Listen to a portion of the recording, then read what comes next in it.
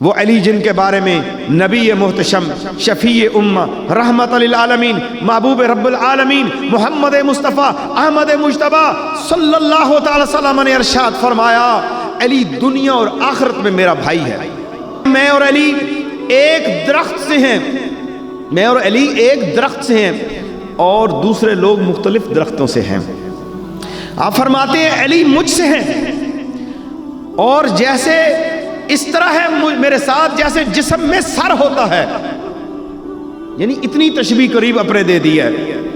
اور جناب رسول اللہ صلی اللہ علیہ وسلم ارشاد فرماتے ہیں علی مجھ سے ہیں اور میں علی سے ہوں، علی میرے بعد ہر مومن کا ولی ہے، ہر مومن کا ولی ہے۔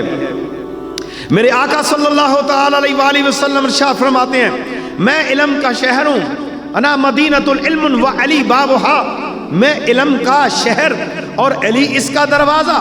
جو حصول علوم کا ارادہ رکھتا ہو اسے چاہیے کہ وہ اس دروازے سے آئے،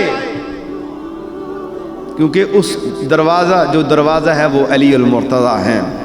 ایک مقام پہ ارشاد فرماتے ہیں میں حکمت کا گھر ہوں اور علی اس کا دروازہ ہے، اور آپ فرماتے ہیں علی میرے لیے علم کی زنبیل ہے۔